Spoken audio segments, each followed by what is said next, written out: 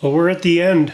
We've gone from Romans to Revelation, and I think about 133 videos Monday through Friday. So God bless you guys for sticking with it. And I trust the Lord has blessed you, and I appreciate your prayers for me as well as the contributions some of you have made, financial contributions to the ministry. I appreciate that. Also, have kind of a surge in subscribers. I think I'm about 275 or maybe close to 300 now, and which is big for me. I know for other ministries it's kind of a drop in the bucket, but it's big for me, and I appreciate the slow, steady growth. So thanks so much for that. It's been a real blessing for me to go through this.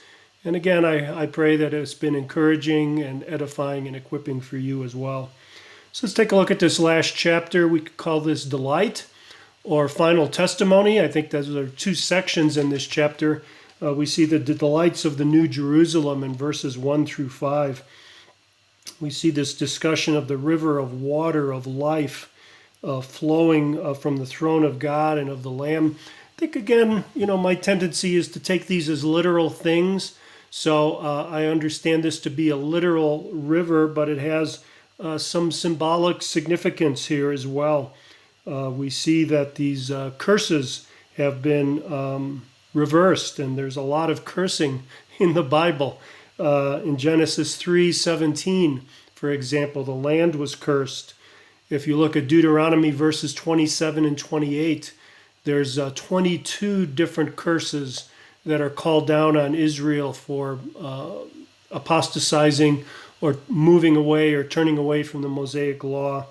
Malachi 4:6 talks about the curse that will come on the land.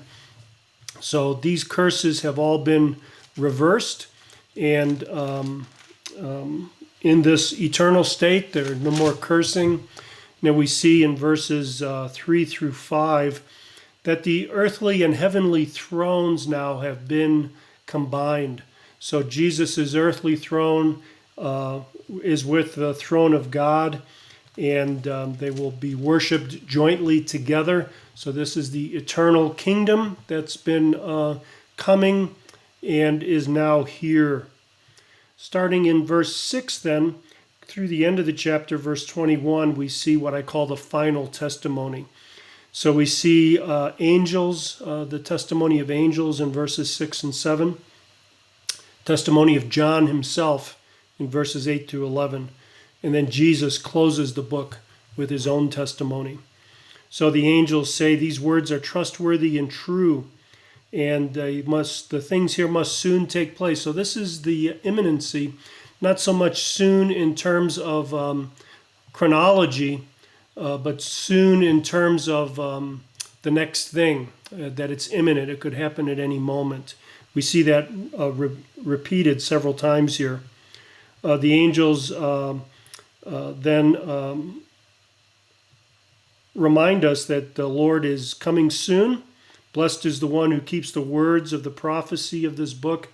And again, the book classifies itself as prophecy, not as apocalyptic genre, but as prophetic, and reminds us at chapter 1 where a blessing is promised on those who hear and heed and say the words of this book. So we're being blessed as we go through this. Verses 8 to 11 then is John's testimony. John says, I heard and saw these things. So in ancient first century Judaism, actually across the whole Hellenistic world, eyewitness testimony was very, very important, was really prized.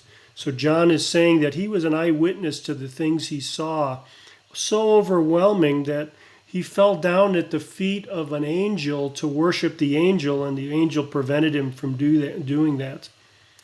Verse 10, the angel told John, do not seal up the words of the prophecy of this book, for the time is near. Again, not so much near chronologically, but it could happen at any moment. It's imminency.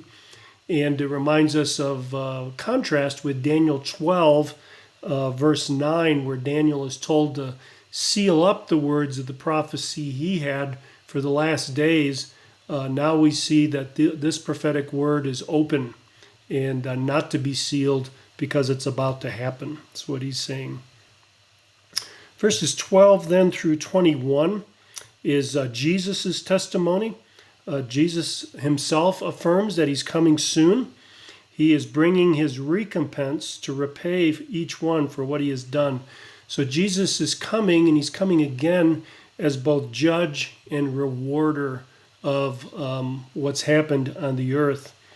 In verse 14, he's warning those to, blessed are those who wash their robes so that they may have the right to the tree of life and that they may enter the city by the gates. So he's blessing those who, again, I think, hear and heed the words of this book, affirming everything that's said in it. Verse 16, Jesus says, I sent my angel to testify to you about the things for the churches. So remember back in chapter 3, actually I think chapter 1, where Jesus sends out his angels with his message for the churches. And this book has been a message to those churches to encourage them, to just like you, to edify them, to equip them for what's coming. And Jesus is affirming that, and he's affirming that he is the root and descendant of David. He's both the source of David and David's descendant. In other words, he is the messianic king who is coming to bring these things together. And then finally, the book ends in verses 18 and 19 with a warning about adding anything to the words of the prophecy of this book, that God will judge him with the plagues described in this book. So again, since the time of Jesus' ascension, maybe the church has been plagued with false teachers. 1 Timothy chapter 3, 2 Peter, I guess 2 Timothy chapter 3 as well, warn of false teachers in the church, the book of Jude, and Jesus is warning those false teachers, don't manipulate this. It reminds me of 2 Peter, where Peter quotes the false teachers saying, where is the promise of his coming? So he is warning us not to allow people to add to this book or take away from it. And we would do well, I think, to pay strict attention to what Jesus has said in the book of Revelation, his final prophecy to us. So we've completed our journey from Romans to Revelation, and I thank you for your patience through this, your perseverance. I think we started in early April, and here it is mid-October, almost mid-October, and finishing up. So God bless you. I'll be taking a short hiatus here, and then I'll be producing content probably a couple times a week for a while, and then pick up again next year. So God bless you, brothers and sisters. Subscribe to the YouTube channel, and you'll get notification whenever I post a video. So God bless you, and may God bless the reading of his word in your life.